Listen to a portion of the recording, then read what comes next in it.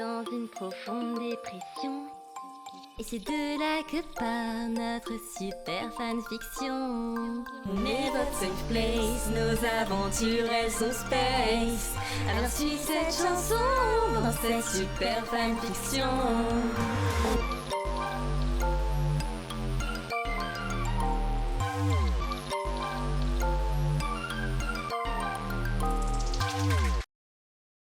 Je regarde le ciel de manière mélancolique. C'est la pleine lune ce soir. Ah non, j'ai mal regardé. En fait, c'est dans 2 jours. Je suis une Yeti-garou, et en tant que telle, je me transforme de manière incontrôlable en Yeti lors des pleines lunes. Ce n'est pas très pratique, surtout que dans 2 jours, Lisandre avait prévu une sortie au cinéma tout seul, et j'avais prévu de le suivre en toute discrétion. En tant que Yeti, je ne suis pas très discrète. Je pourrais même lui faire peur. Il ne faut surtout pas que Lisandre découvre que je suis un Yeti. Jamais, jamais, jamais! Oh, en parlant de Lisandre, le voilà qui arrive au coin de la rue. Malheureusement, je n'ai pas le temps de me cacher dans un buisson pour l'observer en secret. Et il me remarque. Mercredi Adams. Ah, Nive, mon doux carnet, comment te portes-tu? Je ne me porte pas, ça veut rien dire. Très juste, la langue française est décidément très... française. Il est vrai. Bien que je tente de rester calme, mes joues me brûlent de plus en plus. Je crois que j'ai attrapé un canari des joues. Ça fait un moment que je t'ai pas vu. À croire que tu te caches dans un buisson pour m'observer de loin au lieu de venir me parler. Habituellement, je fais ça dans les arbres, mais oui. J'adore ton sens de l'humour. Dis, tu fais quelque chose dans 2 jours pendant la pleine lune? J'avais prévu d'aller au cinéma voir Good Boy, mais j'ai peur d'avoir peur tout seul. Oula, ce n'était point prévu. C'est l'anniversaire de mon homonyme et je suis punie. Ah, tu n'es pas disponible? Pas grave, j'emmènerai Nina. Non, je suis disponible, je dois juste être dépunie. Ah, super. Honnêtement, je voulais pas y aller avec Nina. On se dit 21h alors? C'est plus drôle les films d'horreur à la nuit. Oui, je graou. Tu viens de graouter? Miaou. Oh, c'est trop mignon. Tu viens de miaouter? Peut-être, oui. Miaou. J'ai hâte d'y être, et ne sois pas en retard. J'adore être en avance. Oui, je suis en avance sur mon temps aussi. SNCF, les retards, tout ça. Lisandre s'en va, je sens mon cœur accélérer tout fort dans ma poitrine. Je fais quoi maintenant? J'ai besoin d'appeler ma éco-responsable. Ah, je le déteste tellement! Ce soir, c'est live Just Chatting. Premièrement, car je n'arrive pas à faire marcher mon émulateur de Pokémon ZA, car je ne vais clairement pas payer pour ce jeu de merde, mais que Pokémon ça fait des vues. Donc, je me retranche sur la simplicité. Me plaindre. Armin m'a trop déçue aujourd'hui. Je suis vénère, donc je vente auprès de ma commu. Bien évidemment, vu que je ne veux pas commencer des dramas sur Twitter, j'ai mis un titre simple pour parler de la situation. Hashtag ArminSenpai03 vous ment à tous! Bah quoi? Le titre ne dit que la vérité de mon point de vue. Donc voilà l'histoire. Armin est un très mauvais petit ami, et vous ne me verrez plus jamais faire de live avec ce gros tacos. Vu que mon chat commence à s'embrouiller et que je remarque que je suis encore en tendance Twitter, je décide d'arrêter mon live pour ce soir. Maintenant, Armin devrait bientôt m'envoyer un DM pour s'excuser et m'acheter quelques skins sur Valo. J'attends alors quelques minutes, qui deviennent très vite des heures, et alors que l'aube se lève, Armin ne m'a toujours pas DM. Il est sérieux? Il se fout de ma gueule? Putain, les hommes, quoi! Alors que je criais de plein poumon, quelqu'un se met à tambouriner à ma porte. Oh, Rika, on n'est pas chez ta mère! Il est 5h53, alors ferme ta gueule ou je coupe la wifi! T'es pas ma mère, et on dit le wifi. Calme-toi, jeune fille, ou t'es privée d'internet pour le reste du mois! Mais sors de ma chambre! Je pousse Mercredi Adams, hors de ma chambre. Oh, c'est quoi, t'es qui? Je ferme la porte à clé et retourne sur Discord. Oh, toujours aucun DM de Armin. On vient de finir notre cours de physique-chimie avec Delaney, la prof que personne n'aime. En plus, elle m'a mis en 0 parce que j'ai oublié mon Erlen Meyer. C'est quoi un Erlen Meyer, même? T'inquiète, Bulbugum. Moi aussi, j'ai eu 0 parce que j'avais pas mon Erlen Meyer. C'est quoi un Erlen Meyer, même? Purée, c'est exactement ce que je me demandais dans ma tête. Elle est folle. Ouais, de toute façon, on s'en fout d'avoir 0 en physique-chimie. Ça sert à quoi, cette matière? Je sais pas. En tout cas, c'est pas grâce à ça que je deviendrai une présentatrice télé super connue. Ah, tu veux devenir présentatrice télé? C'est vrai que je me suis jamais vraiment intéressé à toi. Non, j'ai dit ça au pif. Mais en tout cas, la physique-chimie, ça me servira à rien pour ça. Bien dit. Bon, je dois te laisser, il y a Lisandre qui m'attend.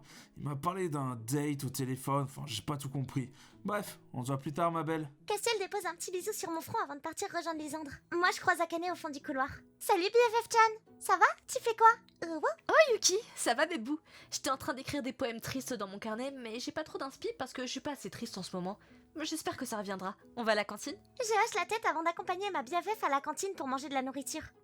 Enfin, c'est comme ça qu'ils appellent les trucs chelous qu'ils foutent dans nos assiettes là-bas. Mais alors qu'on arrive dans la salle, un brouhaha attire notre attention. Au loin, Ambre semble se disputer avec ses copines. Mais je peux m'asseoir avec vous au moins, les copines? Écoute, Ambre, on a discuté avec Lee et franchement, on peut plus s'afficher avec toi maintenant que t'es... Comme as. Enfin, t'es plus une girls et on traîne pas avec les pas girls, nous. Ouais, on est girls only ici en fait, et des girls normales. Ouais, voilà. Alors, soit tu redeviens une girls normale, soit tu te trouves des potes comme toi. Genre des girls, mais pas des girls, enfin bref. Bah, wesh! C'est pas trop sympa d'être transphobe comme ça. Attention, on n'est pas transphobe. On veut juste plus traîner avec toi parce que t'as changé, quoi. Ah mais moi je suis pas transphobe non plus, hein. Juste, il y a les filles normales et les filles pas normales. Et c'est ok? Bah, c'est transphobe du coup. Je t'arrête. Dis pas des termes que tu maîtrises pas, en fait. Mais t'as craqué? Je suis trans! Je pense maîtriser le terme! On a le droit de plus vouloir traîner avec toi en fait. C'est pas parce que t'es trans, c'est juste qu'on t'aime plus maintenant. Sale pute. Mais... Charlotte, je t'ai donné mon gloss il y a 2 semaines en plus. Ouais, d'ailleurs je le mets plus. J'ai peur d'attraper la transidentité maintenant.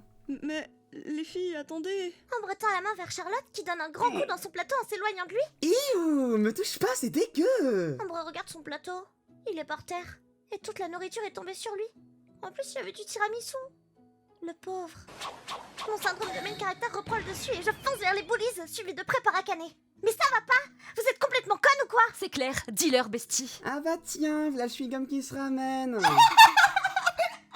J'ai pas compris la vanne. La première fois que vous ouvrez votre gueule dans cette fanfic, c'est pour être transphobe? Ah, franchement, shame on you. Et on est à l'épisode 65. C'est grave. On vous a rien demandé, les pick-me. Si vous voulez traîner avec elle, c'est votre souci, pas le nôtre. Elle utilise il lui. Ouais, voilà. Rien à foutre, plus ratio. On veut pas attraper le il plus lui plus nous.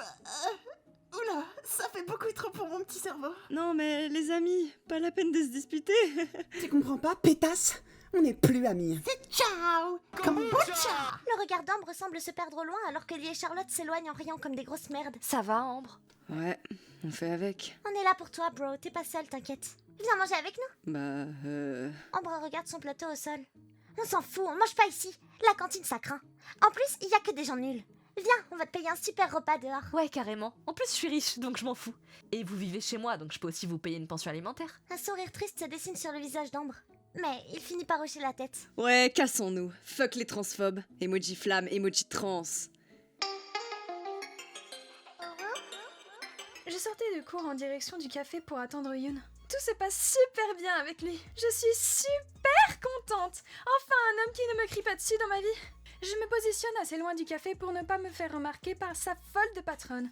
Il ne m'en parle pas souvent, mais je sais que c'est jamais facile avec elle. J'attends un long moment, avant d'enfin voir Yoon sortir du café. Yoon!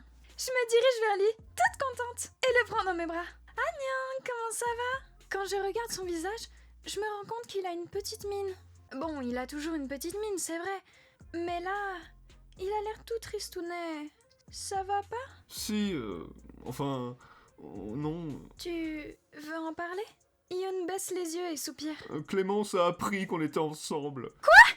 Comment elle l'a appris? Je sais pas, j'en ai parlé nulle part. Le seul truc qui peut indiquer ça, c'est notre PDP partagé sur Insta. Elle est trop choupie d'ailleurs.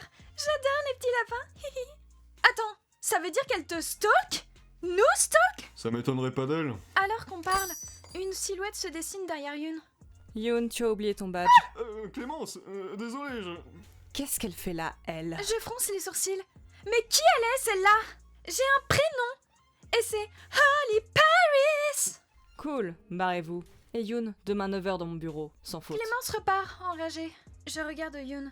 Il a le regard vide, mais il est clairement effrayé. Et Yoon, tu devrais vraiment démissionner. Cette meuf est dangereuse. Oh, je peux pas, Oli. Mon père me foutrait à la porte si j'arrêtais de taffer. Je pourrais jamais me payer de bonnes études. J'ai besoin de ce taf. J'aurais pu l'aider financièrement, mais j'y ai pas pensé, dommage. Je prends sa tête entre mes mains et dépose un bisou sur ses joues. On va en reparler, mais ce qui est sûr, c'est que ça ne peut plus durer. On va trouver un moyen de lui faire mordre la poussière à cette vieille pétasse. Yoon me sourit tendrement. Je suis devenue très forte pour rassurer les gens. Bon, j'ai faim. On va à Testy Krusty? Pour le goûter? Bah, c'est un bon goûter en vrai. J'ai la vision. Allons-y. Je suis en tempête émotionnelle en vrai. Juste en bas de Sherp. Rencontrer mes darons biologiques, ça m'a pas fait du bien. Surtout que c'était un seul but de me réabandonner. C'était quoi la méthode derrière le move même?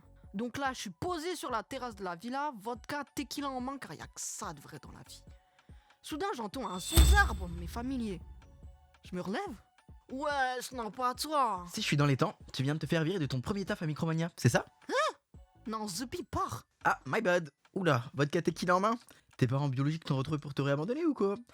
Je réponds même pas et je me rallonge sur le sol. Je m'asperge de vodka tequila, c'est plus rapide pour consommer vu que ma peau absorbe directement les nutriments et tout. Bref. Désolé, je pensais pas mettre TP à ce moment-là. Bah, retépé-toi au moment où je te marave la gueule, s'il te plaît. Là, je veux être seul. L'autre bolos s'assoit à côté de moi, il me tend un truc. Tu veux en parler autour d'un bong bong saour? C'est comme un laboubong, mais en tung tung saour. Ah, zé, tu sais me parler en vrai.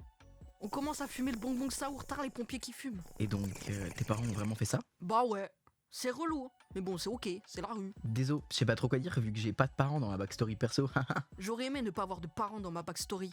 La chance. Je regarde le ciel! Purée, y'a Maître Gims au loin.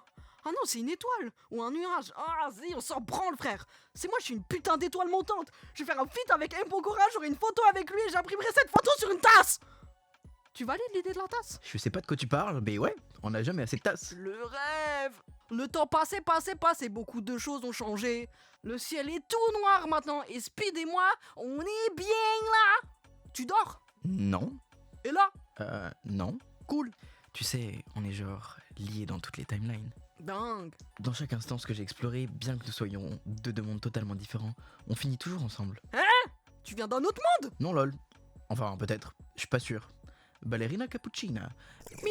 Ah ok, c'est cool. Je sais que je suis pas le meilleur voyageur temporel, mais j'essaye vraiment de vous faciliter la vie à toi, Yuki, Akane, Aiko. MDR, t'es un peu gaze pour ça en vrai. Mais c'est sympa. Pika, vous courez tous un grave danger. Eh, regarde, y'a un nuage là, il a la forme d'un poivron. Waouh, la turbo giga méga supra dingues. J'ai envie de poivron. Moi aussi. Poivron. Je ferme les yeux en pensant au doux goût des poivrons. Putain, Nick, j'ai oublié de les réouvrir. Du coup, je me suis endormi.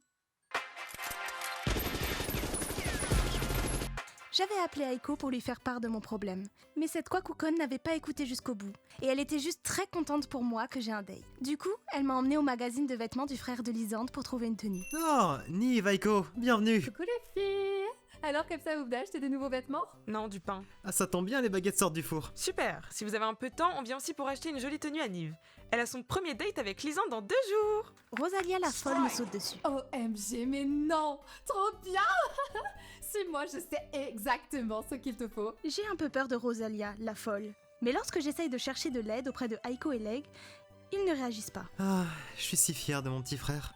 Je pensais qu'il resterait célib toute sa vie. Pareil pour ma petite Nive Gouzi Gouzi. J'ai l'impression que c'était hier qu'elle prononçait mon nom pour la première fois. Ils sont carrément bizarres. Je crois que je n'aurai de soutien de personne ici.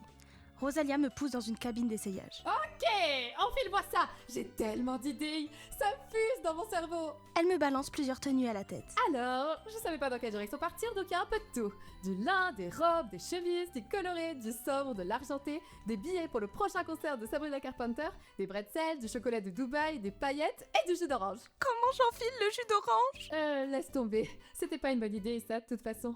Je me tourne vers le miroir de la cabine d'essayage. Au bout d'1 heure et demie, j'avais essayé ma 42e tenue. Mais Rosalia n'était toujours pas convaincue. Non, non et non. Il faut recommencer. Rien ne va, j'ai plus d'inspiration, c'est dramatique. Rosa, chérie, tu devrais faire une pause. Non, je ne m'arrêterai pas avant d'avoir trouvé la tenue parfaite pour le date de Lysandre. Elle fait plus peur que moi quand je me suis transformée en Yeti. Comment est-ce possible? Je sais. Je sursaute alors que Rosalia file dans l'arrière-boutique. Elle revient quelques instants plus tard avec une robe... Une robe vraiment... Parfait, enfile ça. Je suis obligée? Oui. J'ai peur, donc j'entre dans la cabine et me change. Je ressors, pas très sûre de moi. OMG, mais... Rosa, tu as encore fait un travail incroyable. Ma chérie, tu es magnifique. Elle est parfaite. Lysandre va adorer. T'en penses quoi, Nive? Ça gratte. Parfait, on prend celle-là. Je vous l'emballe. Lysandre va tellement aimer, je suis trop forte. Alors, pour la presta de Rosa, le tissu, les dentelles, les points de couture, la boîte en carton dans laquelle j'ai mis la robe, le papier bulle à l'intérieur pour pas qu'elle s'abîme et enfin le temps en caisse, nous sommes à 34 672 € et 26 centimes s'il vous plaît. Ah cool, c'est en solde? Et non, c'est le prix de base. On sait satisfaire la clientèle. Super. Aiko sort la carte du crédit du jardinier qui vit dans la cabane au fond du jardin et paye la robe. Je fais un sourire forcé à tout le petit groupe. J'ai toujours pas de solution pour la pleine lune et en plus, j'ai une robe moche. Attention.